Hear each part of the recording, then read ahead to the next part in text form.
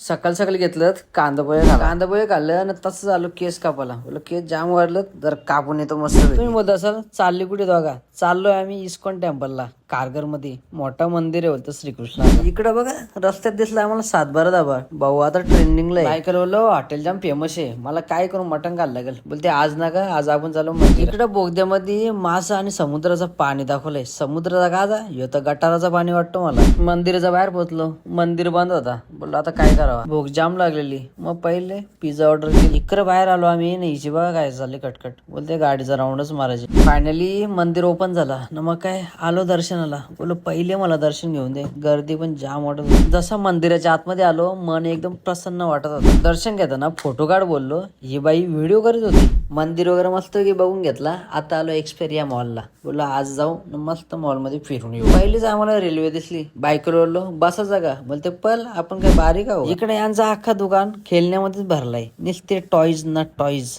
जाम माग. Mall bill मस्त पैकी फिरून झाला. आता चाललो घरी. तुम्ही चॅनलला सबस्क्राईब करा, व्हिडिओला लाईक करा आणि शेअर करायला विसरू नका.